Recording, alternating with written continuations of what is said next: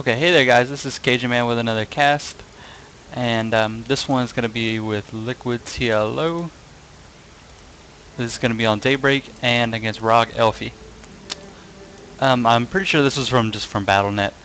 I didn't see any other replays of it, so I don't think this has any tournament implications. So we'll see.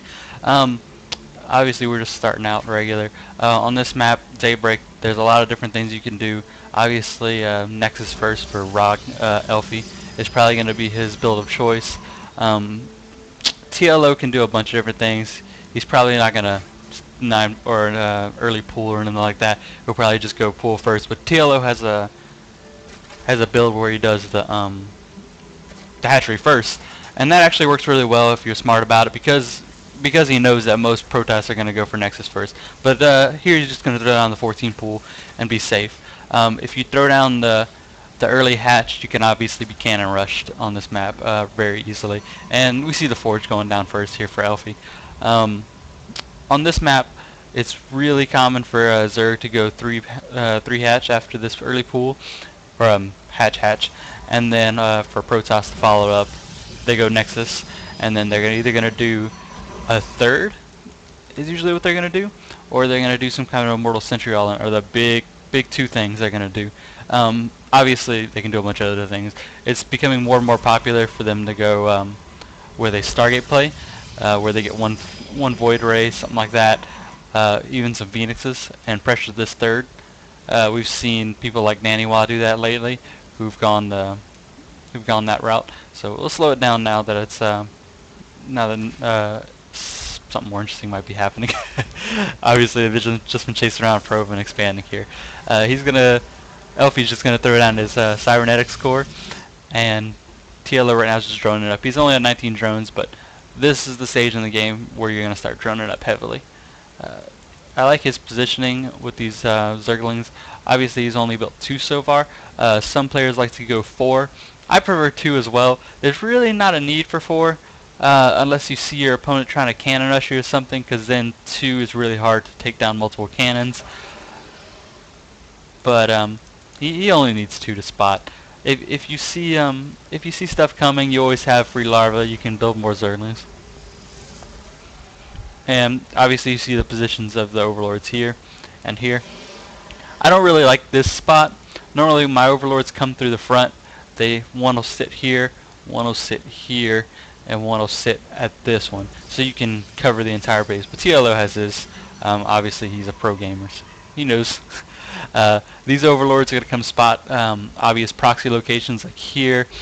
He's got one going here to check this third, and it's about 6:12, so we should be seeing gas from TLO any second now.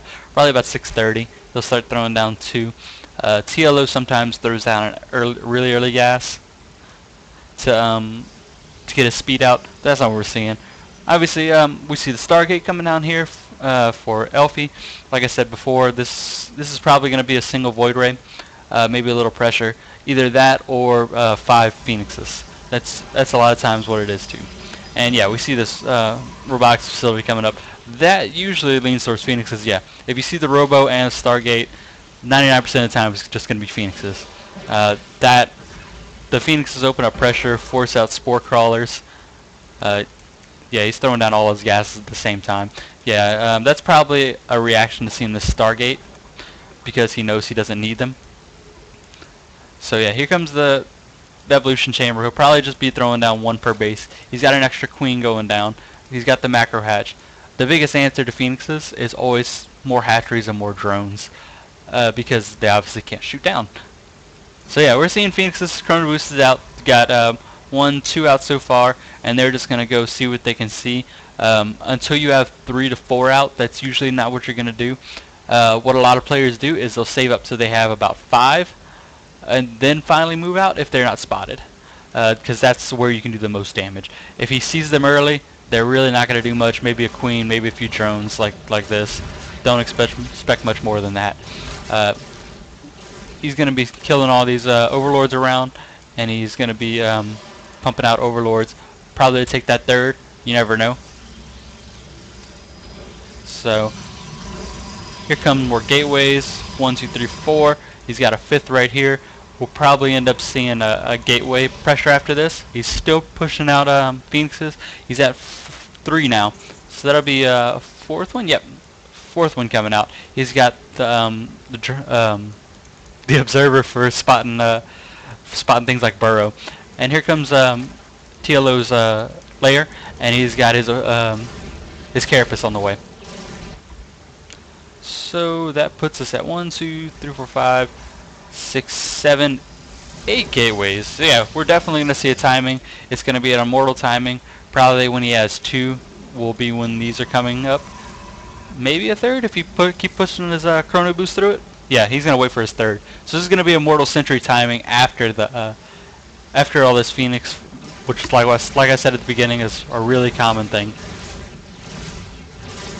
These Phoenixes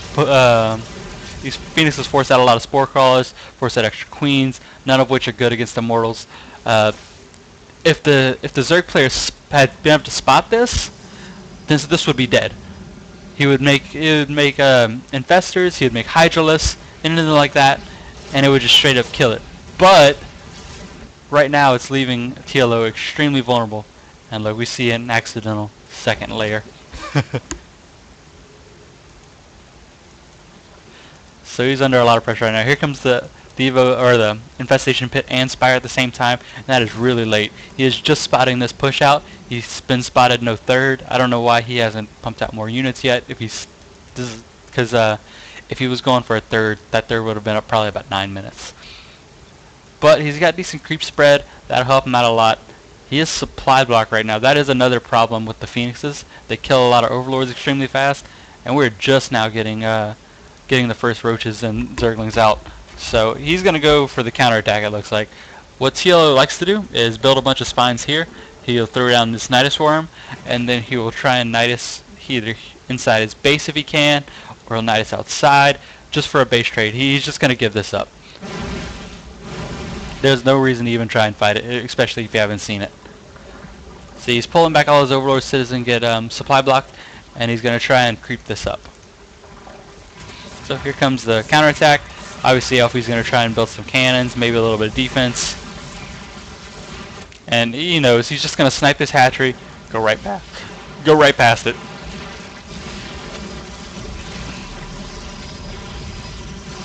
And that was a big mistake, letting that through. TLO is going to go through and get as much damage as he can. Here comes that Nidus Worm,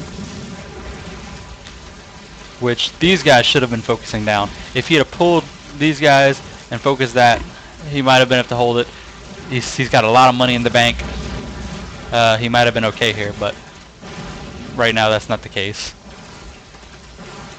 So, like again, he sacrificed the hatchery, and now he's just gonna try and hold this ramp. And this probably will get broken eventually. But with all these drones pulling, it's going to be enough damage, or he'll be able to come back with this main army eventually and kill it off, hopefully. That's the plan, at least. Here's the Phoenixes lifting a bunch of stuff, trying to take as much as they can out of the fight. These Spine Crawlers are doing work. He's got his probes coming up from behind, and it looks like TLO's held here with a total of 1 drone.